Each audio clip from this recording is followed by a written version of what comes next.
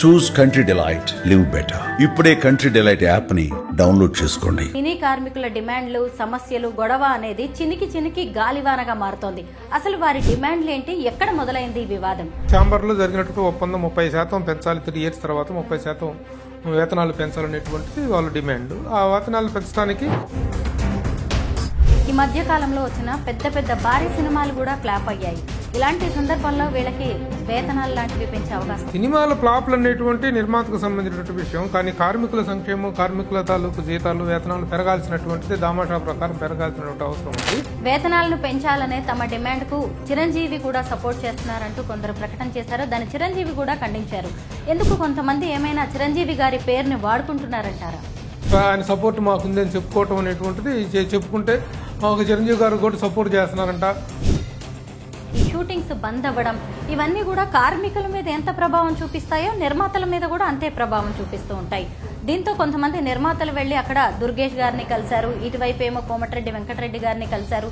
దీనివల్ల ఎలాంటి ప్రయోజనం ఉండే అవకాశం ఉంది? ఆంధ్రప్రదేశ్ సినిమాటోగ్రఫీ మినిస్టర్ కందులు దుర్గేష్ గారిని కలిసింది ఈ సమ్మెకు సంబంధించిన వివరాలు, విశేషాలు, వాటి గురించినటువంటి గొడవ గురించి మాట్లాడటానికి కాదు. అందరికీ నమస్కారం, నేను Swaroopa Putlapalli. Welcome to Suman TV. Cine కార్మికుల దెబ్బకు టాలీవుడ్ లో షూటింగ్లన్నీ బంద్ అయ్యాయి. ఒకవైపు ఈ పంచాయతీ ఏపీ ప్రభుత్వాన్ని కూడా చేరింది. కొందరు నిర్మాతలు తెలంగాణ సినిమాటోగ్రఫీ మినిస్టర్ అయిన కోమటిరెడ్డి వెంకటరెడ్డి గారిని కలవగా, మరికొందరేమో ఆంధ్రప్రదేశ్ కు వెళ్లి మరి అక్కడి మినిస్టర్ అయిన కందుల దుర్గేష్ గారిని కలిశారు. తమ సమస్యలను పరిష్కరించమని కోరారు. అసలు ఈ వివాదం ఎటుపోతోంది?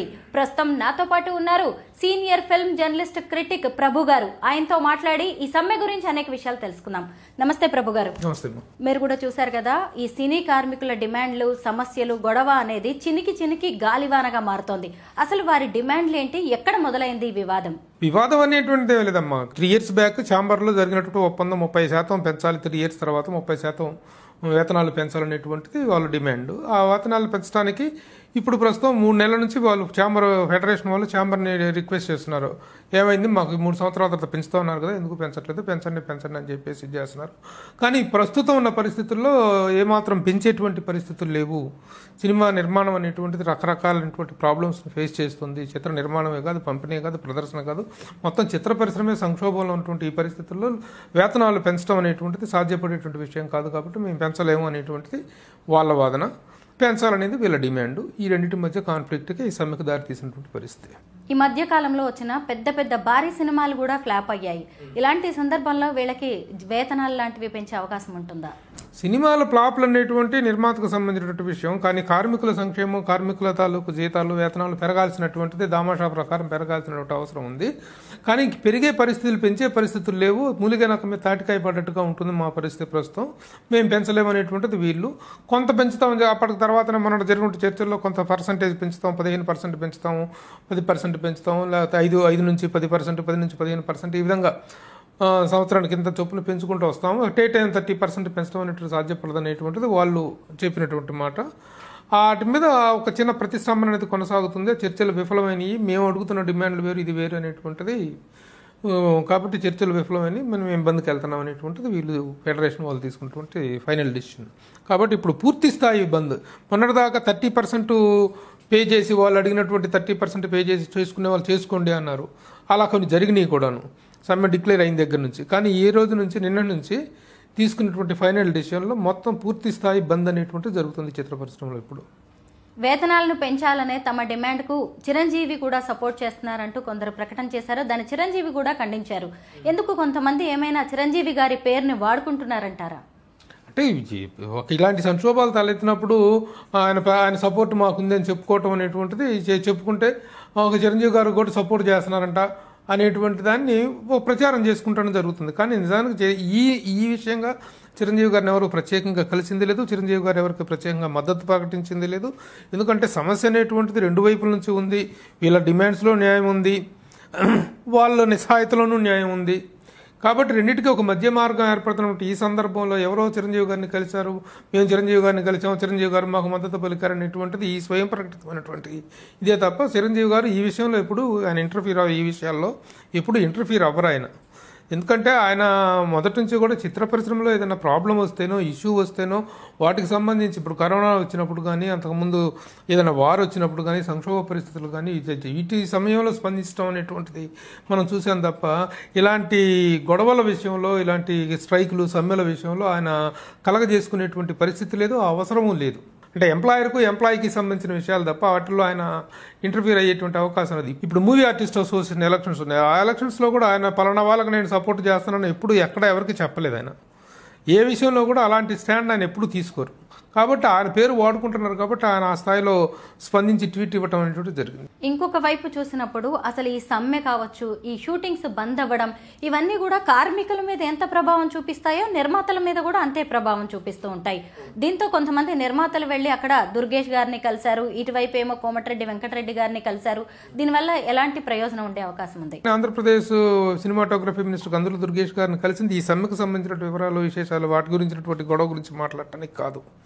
వాళ్ళు కలిసింది అసలు మామూలు కదా, పాలసీ మేకింగ్ గురించి, చిత్ర పరిశ్రమ డెవలప్మెంట్ గురించి, ఆంధ్రప్రదేశ్లో ఫిల్మ్ ఇండస్ట్రీ డెవలప్మెంట్ గురించి, అలాగే అక్కడ కూడా నంది అవార్డ్స్ అనేటువంటి జరగాల్సినటువంటి అవసరం ఉంది. ఇంకా చిత్ర పరిశ్రమకు సంబంధించినటువంటి పెండింగ్లో ఉన్నటువంటి సమస్యలు, విధి విధానాల రూపకల్పన, వాటికి సంబంధించినటువంటి ఒక మర్యాదపూర్వకమైన భేటీయే తప్ప ఈ సమ్మెతోటి కందుల దుర్గేష్ గారిని సమ్మె నేపథ్యంలో కలిసింది లేదు. వాటిలో ఒక పాయింట్గా వచ్చింది ఏం జరుగుతుందంటే ఇలా సమ్మె జరుగుతుందని చెప్పినటువంటి మాట వాస్తవమే, కానీ దీని నేపథ్యంలో వాళ్ళు కలవలేదు.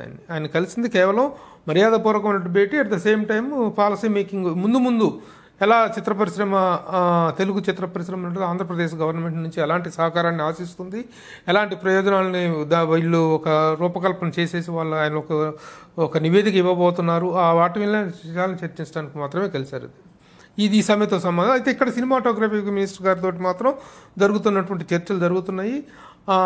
మళ్ళీ రేపు మార్నింగ్ కూడా ప్రస్తుతం ఇప్పుడే చర్చలు ముగిసినాయి. అయితే ఏ విషయం కొలికి రాలేదు. మళ్ళీ రేపు మార్నింగ్ ఛాంబర్లో మీటింగ్ ఉంది. ఆ మీటింగ్లో ఏదైనా ఒక దానికి వచ్చి అంటే ఒక 20% దాకా వాళ్ళు నిర్మాతలు పెంచడానికి అవకాశం ఉందనేటువంటిది ఒకటి జరుగుతుంది. అయితే కొంతమంది నిర్మాతలు ఇవాళ మధ్యాహ్నం ప్రసాద్ ల్యాబ్లో ప్రెస్ మీట్ పెట్టారు, రైజింగ్ ప్రొడ్యూసర్స్ అని చెప్పి. వాళ్ళు కొన్ని పాయింట్స్ లేవనెత్తున్నారు. ముందు సరే దీని సంగతి వదిలేసేయండి, ఎవరు పెంచుతారా పెంచరా, ఎంతవరకు పెంచాలి, ఎంతవరకు పెంచగలగటం అనేటువంటిది పక్కన పెడితే అసలు ఫెడరేషన్ వాళ్ళలో స్కిల్ అనేటువంటిది లేకుండా పోతుంది. వర్కర్స్లో చాలామంది ఇప్పుడు ఏంటంటే యాక్చువల్గా ఏదైనా ఒక అసోసియేషన్లో మెంబర్ కావాలి అంటే 8 లక్షలు, 9 లక్షలు, 10 లక్షలు అట్లా కట్టాల్సినటువంటి అవసరం ఉంది. కాఫీ టీలు అందించేటువంటి ప్రొడక్షన్స్ యూనియన్ ఉంటుంది కదా, ఆ ప్రొడక్షన్ యూనియన్లో మెంబర్షిప్ దాదాపు 6 లక్షలు ఉంది. కాఫీ టీలు అందించడానికి అర్హత ఎంట్రీ 6 లక్షలు. ఆ విధంగా అన్ని డిపార్ట్మెంట్స్లో కూడా మెంబర్షిప్ అనేటువంటి దానికి ఉంటుంది. దాంతో ఆ మెంబర్షిప్ కట్టిన వాళ్ళకే అవకాశం ఉంటుంది, కొత్త వాళ్ళు ఎంటర్ అవడానికి అవకాశం ఉంటుంది. కొత్త వాళ్ళు కట్టాలని అంత కట్టి జాయిన్ అవ్వాలి. మరి అది కట్టకపోతే ప్రతి ఒక్కళ్ళు మేమని తయారవుతారు, మేము చేస్తాం తయారవుతారు. కానీ ప్రతి అసోసియేషన్ కొన్ని నిబంధనలు, కొంత ఎంట్రీ ఫీజు ప్రతిదానికి ఉంది. మూవీ ఆర్టిస్ట్ అసోసియేషన్కి కూడా ఉంది, ప్రొడ్యూసర్ కౌన్సిల్కి ఉంది. ప్రతి దాంట్లో కూడా మెంబర్షిప్ చేరాలంటే ఒక ఇది ఉంటుంది. కాబట్టి వీళ్ళు ఏమంటారంటే అది అడ్డం పెట్టుకొని మమ్మల్ని బ్లాక్మెయిల్ చేస్తున్నారు. కరెక్ట్గా ఫెడరేషన్ వాళ్ళని పెట్టుకోవాలి, ఎంప్లాయీస్ యూనియన్ వాళ్ళని పెట్టుకోవాలి, బయట వాళ్ళని పెట్టుకోవడానికి వీల్లేదు. వాళ్ళకి 2కో 3కో పని ఉంటే వీళ్ళు ఒక 10 మంది వచ్చేసేసి మేము ఇంతమందిని పెట్టుకోవాల్సిందని డిమాండ్ చేస్తున్నారు. ఆ డిమాండ్స్ కారణంగా ఒక 7-8 మందితో, ఒక 10 మందితో, 15 మందితో జరగాల్సినటువంటి షూటింగ్ 100 మంది తయారైపోతున్నారు. వాళ్ళందరినీ మేము అదనంగా భరించాల్సినటువంటి అవసరం వస్తుంది. అది మా మీద రుద్దుతున్నారు అనేటువంటి ఆరోపణ వీళ్ళు చేస్తున్నారు, ఈ ప్రొడ్యూసర్ చేస్తున్నారు. నిజంగా అది కొన్ని సందర్భాల్లో నిజంగానే జరుగుతుంది. అదేంటంటే యాక్చువల్గా ఆ కెమెరామెన్, ఆ డైరెక్టరు వాళ్ళు కన్సీవ్ చేసేటువంటిది ఎంత వర్క్ కావాలి, ఎంతమందికి కావాలనేటువంటిది వాళ్ళు డిక్టేట్ చేసే అధికారం వాళ్ళకు ఉంటుంది. కానీ ఆ విధంగా మమ్మల్ని రుద్దేస్తున్నారని చెప్పి వీళ్ళు చెప్తున్నారు. ఏంటనేటువంటిది ఆ ఛాంబర్ వీళ్ళని అడిగితే వీళ్ళు మేము అలా ఎందుకు చేస్తున్నామని ఫెడరేషన్ వాళ్ళు అంటున్నారు. అదంతా అద్భుత కల్పన, మేమేం కాదు. కొంతమంది డైరెక్టర్లు ఇంతమందితో చేసుకుంటా ఉంటే మేము వెళ్ళి ఏమైనా అడ్డం పడుతున్నామా, మేమైనా గొడవలు చేస్తున్నామా, ఇవన్నీ మా మీద ఈ సందర్భంలో మా మీద బురద చల్లే కార్యక్రమం ఇది అని చెప్పేసినటువంటిది ఫెడరేషన్ అధ్యక్షుడు స్వయంగా చెప్తున్నటువంటి విషయం. సీనియర్ ఫిల్మ్ జర్నలిస్ట్గా మీరు ఇలాంటి సమ్మెలను ఎన్నిటినో చూసి ఉంటారు.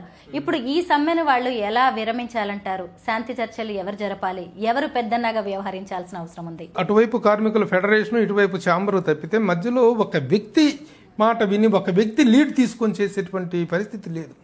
ఒకప్పుడు దాసరి నారాయణరావు గారు ఉన్నప్పుడు ఆయన ఇదిలోనే జరుగుతుంది. ఇట్లాంటి ఏది జరిగినా సరే ఆయనే లీడ్ తీసుకొని ఈ సమస్యలకు ఒక పరిష్కారాన్ని ఆశించడం. ఎందుకంటే ఆయనకి కార్మిక చట్టాల గురించి తెలుసు, నిర్మాతల పరిస్థితుల గురించి తెలుసు, అన్ని విషయాల మీద పూర్తి స్థాయి ఆకలింపు కలిగినటువంటి వ్యక్తి, కమాండ్ ఉన్నటువంటి వ్యక్తి దాసరి నారాయణరావు గారు. ఆయన లేకపోవడంతో ఇప్పుడు ఒక లీడ్ తీసుకునే ఫోర్స్ అనేటువంటి వాళ్ళు ఎవరు లేకుండా పోయారు. ఆ లీడింగ్ ఫోర్స్ లేకపోవడం అనేటువంటిది ఈ సమస్యలు అనేటువంటి ఎడతెగని సమస్యలాగా ఎప్పటికీ ఒక దరిచేరని సంక్షోభంలాగా ప్రతిరోజు ఇదొక్కటే కాదు. ఇప్పుడు ఈ సమస్య ఒకటి పోతే ఇంకా రకరకాల సమస్యలు, రకరకాలైనటువంటి సందర్భాల్లో చిత్ర పరిశ్రమ చాలా రకాల నైతిక సంక్షోభాలని ఫేస్ చేస్తుంది. So there is no leading force in film industry. నాయకత్వ లోపం అనేటువంటిది మాత్రం స్పష్టంగా కనిపిస్తుంది. టాలీవుడ్లో ఈ సమ్మె వెనక ఉన్న అసలు కారణాలని చాలా చక్కగా వివరించారు. థ్యాంక్ యూ సో మచ్ ప్రభు గారు. ఓకే, నమస్తే.